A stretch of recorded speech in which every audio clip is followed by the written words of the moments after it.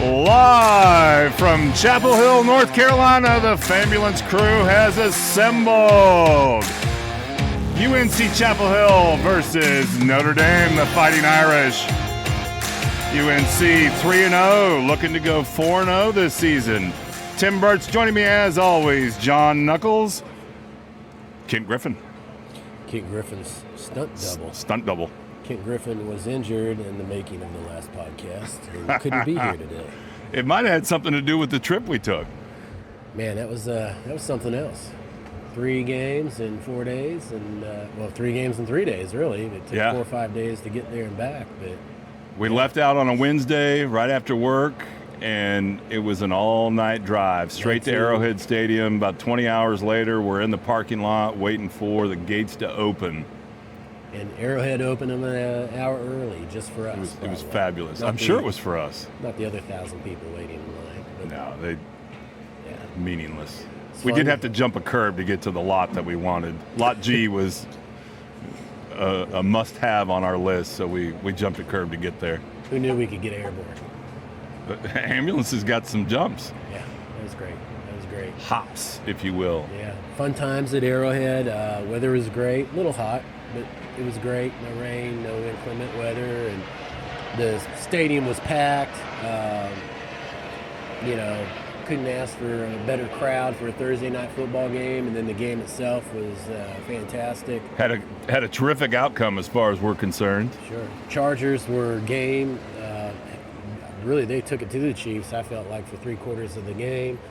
But we're in Arrowhead. Chiefs always have that comeback in them. Pat's leading the day. And then we have a little guy from Wazoo. Woo-woo! Go Cougs! Jalen Watson picks off that pass at the goal line and runs 99 yards for the score and just shifts the entire momentum of the game right to the Chiefs. He got the game ball and the defensive player of the week. I thought the defense actually played well in the second half. They really beat Justin Herbert up, so much so that he may not even play in this game coming up tomorrow. So that could, do Chiefs some real good down the road if the Chargers were to happen to drop another game in terms of that division lead. You've already got the Raiders and the Broncos looking like they're not going to be able to keep up. So up on deck for the Chiefs, the Colts. The Indianapolis Colts got whooped up on by the Jags, and they're going to be hungry. They're going to be hungry. It's their home opener. They've got some guys back at wide receiver. So they're going to be a little bit more powerful on the offensive side of the ball than they were last week. They were anemic. They couldn't get anything done. My guess is they're going to try to feed the ball to Jonathan Taylor a lot more, especially with Willie Gay out of the game for the Chiefs. I think that's the game plan that I would certainly put into action if I was the Indianapolis Colts. We'll see. They may feel like they can pass the ball more with Alec Pierce back and Michael Pittman back, and might try to take advantage of us over the top because we're looking for them to run. But if you got Jonathan Taylor in your backfield and you're not handing that guy the ball 15 to 20 times a game, you're really doing a disservice to the football gods, and you will pay for that. You will pay. Listen, that was only the first leg of our trip. We left after a late night. The game didn't end till 12:30 or no, but the somewhere night was not over. We had Kingdom Bar and Grill. Yeah, Kingdom Bar and Grill. The folks Shout over out. there were fantastic. The owner came out and greeted the Fambulance. Yeah, we took some pictures with them. They were just great to talk to. Good folks to hang out with. They were fantastic. Everyone there was. Yeah. And then we got just a few hours of sleep. Got up at 5 in the morning and on our way to Louisville. Yeah, Kent, you like that, right? Yeah. So Kent and Tim and I got up at 5 a.m. and strode out to Louisville. That was about a 8-hour drive? It might have worked out to about 10 hours when you lose the hour. So that's right. I think it was probably 9 hours of driving, I imagine. Yeah, that was fun. Headed right down the highway, got to Louisville in time to pick up some tailgating food, and then went on into the tailgate, which is right outside the stadium. It's a pretty stadium. Convenient. Yeah, it really was. It's an attractive stadium. It was a little bit down on the concessions and the bathrooms. Wasn't impressed with that. But from a superficial standpoint, very pretty. Put a lot of money into that stadium. Tailgating was really easy. Rode right in, walked to the stadium. It's right there. had a good time, good people out there. They were all having fun. We kind of blended in a little bit with the red, Right. which was nice. We still got some crazy looks, but that's okay. That's part of the deal. And then had a good game. Yeah. What is it, 35-31? Yeah, Close Florida game. State. We ended up, we had fantastic seats right on the 50-yard line. Sat right next to some folks, Florida State fans. Behind us were some diehard Louisville fans. Made the game interesting for sure. Yeah, good crowd. Obviously the home crowd was disappointed not to come away with a victory, especially after the quarterback for Florida State came out of the game. We thought that might be a turning point. Backup came in there and didn't miss a beat and was really impressive with his ability to come off the bench and lead his team to victory. I thought that was key of that game. Yeah. Then we crossed over the river and stayed in Indiana, not too far from the stadium there. But then, once again, just a few hours of sleep, and we had to hit the road in order to get to College game day. Boone, North Carolina, long drive. Yeah, that was a shortest by time, but boy, by the time you go through those hills and everything, it felt long. I know you were doing the driving for that leg of it. I know you had to be worn out by the time I you tell you, got the there. Famulence is a little sluggish in the curves. Yeah. It's beautiful though. Oh, it was very scenic. Super, super gorgeous. Yeah. We get there, the people in the lot that we were tailgating in were great. I think they So much fun. Health and Human Services lot. Yeah. It sat a little ways away, but we couldn't ask for a better parking lot crowd. They were fantastic. They seem to enjoy the IVs more than any other tailgate. They jumped right in. Yeah. They definitely got the participation award. Yeah, they were game for that, and we're just great, inviting us to partake in their food and tailgated with us. A bunch of guys came over, and talked to us for a while, kind of gave us the lay of the land, and then a little free bus ride up to the stadium, and that place was packed, and they were ready to go. They thought they were going to kick the tails off of Troy, and you know what? You know who told them to watch out? Yeah. We have a podcast on record letting everybody know don't count Troy out. I told you Troy is going to be game, man. They have seniors. They have good talent on that team. And they came ready to play, and they, again, like the Chargers did with the Chiefs, they smacked Appalachian State in the mouth right out of the get-go, and really were in position to take that game home with them. It was weird, again. By the end of the game, we were standing between some App State fans and some Troy fans, and it got awkward. Yeah. Everybody was pretty gracious, though. The Troy fans knew that it was not over.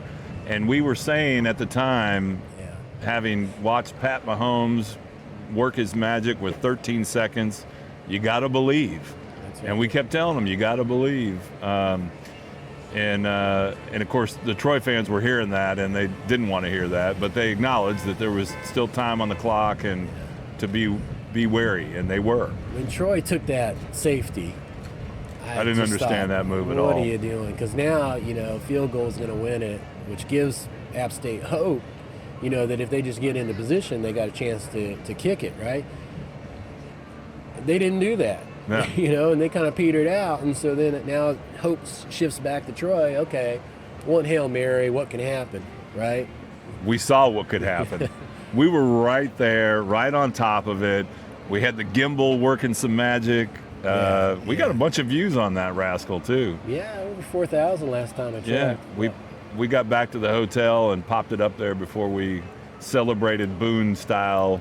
Yeah. Watched all the wilding going on in town. I know Kent enjoyed it, right, Kent? Yeah. So, I think Kent's favorite spot was the Houston, or am I saying that right? Houston Station? Howard Station. Yes. Station. Yes. They were Chelsea and her husband do a fantastic job working the food magic.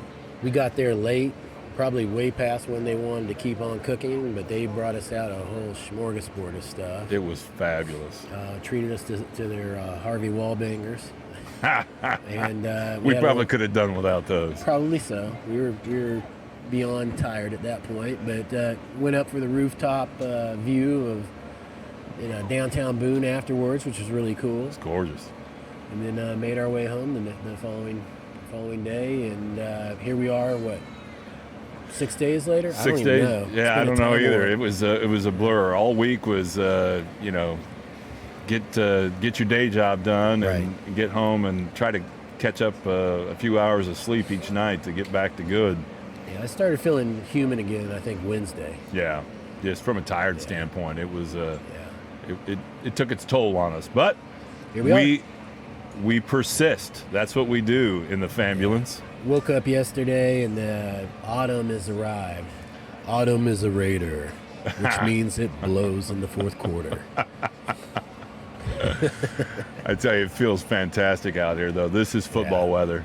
It's a little overcast, which isn't a problem because the temperature's not too cool, but it's also not too warm. We got a nice little breeze. I mean, this is, if you can have better football weather, I'm not sure how. This is perfect. The Goldilocks of weather. We got an earlier crowd than normal. You can feel the buzz in the air for Notre Dame coming to town. A little bit of Irish action. We've got some Irish fans already parked next to us that are down here from Chicago to watch the game and up from Florida to watch the game. Chapel Hill faithful are moving in early, ready to tailgate. I think we're going to have a good time today. I think so, too. We are once again in the Bulls lot. I haven't checked to see if the Boss Bar ladies are there, but we're expecting them and their oyster roast, perhaps. There's a setup over there that looks somewhat familiar in terms of the Olympic-sized flippy cup table. Okay, so well, yeah. They could be moving in. Who knows? If you see Flip Cup, I suspect it could be them. Should be fun. Listen, we got a big game on today. 3-0, the Tar Heels, looking to go 4-0 for the first time since 1997. Is that right? That's right. Last time Mac Brown was here, that was back when I was in school here. Right.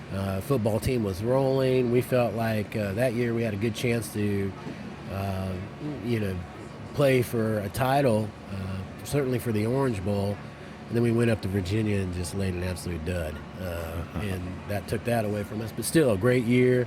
And after that, Mac took his talents, so to speak, to Texas and won a national championship over there. That was hard to take, but him coming home and getting this team righted back into the right direction, hopefully, they come away with a win today and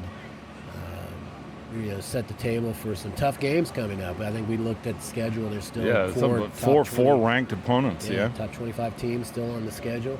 It's going to be rough if they don't get that defense fixed. Hopefully the bye week for them has allowed them to get some time to look at film and figure out what's going wrong and get some things straight. They have talent on that defense. They should not be as bad as they've played in the first 3 games. And so, if they can get that fixed and at least get back to average, the offense is rolling, and they should give Notre Dame all they can 5th in the nation, I believe, in total offense. Right. Something ranked very high. I mean, they are definitely rolling, as you say. Yeah, and Drake May has been better than expected, and I think they thought that he was going to be pretty good anyway, but he's been great so far. Minus his press conference where he went a little heavy on the NC State fans. Come on. He's just being a Carolina guy. I just loved it. Around. And I think the State fans took it that way too. Who wouldn't? It's a rivalry. No need to apologize for good-natured ribbing. I agree. Listen, the Irish coming to town, 1-2 record. They dropped to Ohio State and then a heartbreaker to Marshall. Yeah, what was weird about the Marshall game is that you kind of knew that their offense was going to struggle, especially at the beginning of the year, especially after losing their quarterback. Yeah. But what you didn't expect is for Marshall to gain the yards that they gained against Notre Dame's defense. Notre Dame was stout against Ohio State, and their defense looked like, top 10 defense in the nation. Against Marshall, who have a lot of transfers and have a lot of talent on that team and should have a good season. Marshall was able to move the ball pretty consistently against Notre Dame, and it wasn't until the end that they were able to kind of fight back there, and it was too little too late at that point, and really, I think, shocked Notre Dame. And then last week against Cal, sort of the same thing. Obviously they came away with the victory, but Cal was moving the ball at the end of the game and had opportunities to tie or take the lead. And, you just kind of wonder what's going on with Notre Dame's defense right now. They've got talent. They've got 2 guys in Jason Adamalola and Isaiah Foskey at defensive end on that defensive line. Adamolola's defensive tackle. Those guys are NFL talent. You know, they can bring it, and they can put pressure, and Drake May is going to be under pressure today, especially from number 7, Foskey. So they're good there. And on the backside of it, you've got Brandon Joseph, who's a transfer from Northwestern, who's really brought both leadership and talent to that secondary. Their corners have played well, and so they've got talent on the back end too. They're strong in the corner department, aren't they? I think where they're lacking a little bit is athleticism at linebacker. They've returned linebackers, but they don't have that kind of linebacker who's got 4.4 speed and can cover stretch plays, can cover out of the backfield, and so they're getting taken advantage of there. And I think that's something that they're going to have to look out for today, because North Carolina can run stretch plays with Omari and Hampton, with the quicker guys like George Pettaway and DJ Jones. That's right. And then Drake May has been feeding on tight ends all season long, and they're going to get more of that. Those tight ends will get open against those linebackers, and so Notre Dame's going to have to come up with a scheme match where they can take away the tight end using other people besides who they usually roll out there in their base defense. Speaking of tight ends, Notre Dame comes in with a strength position there, right? Yeah, Michael Mayer. For my money, he's the best tight end in the nation. And frankly, I thought he was the best tight end in the nation last year. I know that there's some other guys that got drafted, and there's some other guys that maybe have more prominent names, especially from the SEC. I know Georgia likes their tight ends, but Michael Mayer can be unstoppable at times, and what Notre Dame has to do is really force the ball to him. Yeah. Because when he gets it, he can break tackles. He's huge. He's quick-feeted, quick-footed. North Carolina is the perfect opponent for him in that scenario too, where it's porous. He could eat all day. North Carolina has great linebackers and Power Eccles and Cedric Gray. But they're great run stoppers. I'm not convinced yet that they're great in coverage, and so you could see Michael Mayer do some things there. If he gets behind those linebackers, I worry about North Carolina's defensive backs and their ability to actually tackle him. Yeah. If I were Gene Chizik, North Carolina's defensive coordinator, I would be drawing up something different to double him. Maybe even throw 3 guys on him, because if you can take away Mayer, they're not extremely talented at making plays in the rest of the skill positions. You got Braden Lindsey, who everybody calls a track star from Oregon, but he's been in the program long enough now. He should be a football player. He should be doing more than just running fast. And I think he has that ability, but it just hasn't shown up on tape yet. Lorenzo Styles is going to be a great wide receiver, but he's young, and I'm not sure that he's figured out how to get open yet on a consistent basis. He's certainly talented. Tobias Merriweather, another very talented freshman at the wide receiver. They have talent there, but they don't have experience in getting open in big games, and they haven't shown it on tape yet that they can do so consistently. Right. We've talked about Tyler Buckner getting injured for the Irish at quarterback. He was a new quarterback coming in for Jack Cohn from last year, so they were, you could expect them to struggle there. And Drew Pine. Having to shift over to Drew Pine at this point really puts them behind the 8 ball. I mean, Pine's great, and he's a Notre Dame guy. He's about your height, isn't he? Yeah, he looks small on TV, that's for sure. He's struggled to really be able to spread the ball and make plays. As opposed to Drake May, 6'4". Yeah. He's a giant. Yeah, Drake has wheels, too. He can run the ball.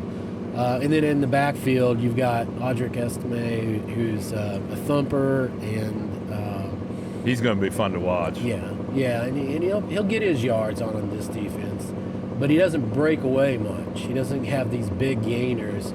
And then you've got Chris Tyree, who's a fast back, their kickoff returner, but he doesn't break tackles much. And so they don't do the same things, and you would think that would complement each other.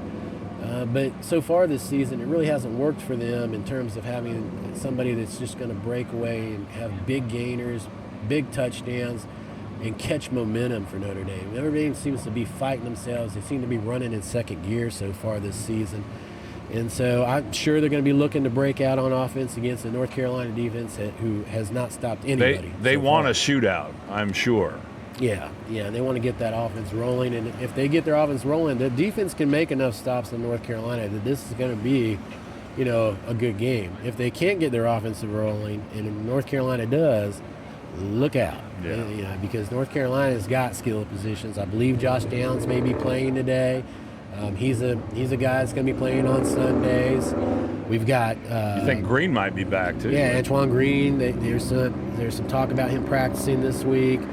But while they've been out, you have Kobe Paysour and J.J. Jones who've stepped up in their absence and have shown that they can carry the load too. So it'll be really exciting for North Carolina fans to see Kobe Paysour and Josh Downs out there at the same time doing their thing, while Omari and Hampton's just running over people or running by people or jumping over people. The beast. That guy.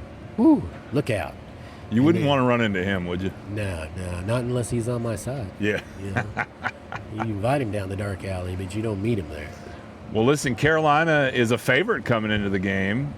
I think they started off as a 1-point favorite, and maybe the line has moved to 2.5.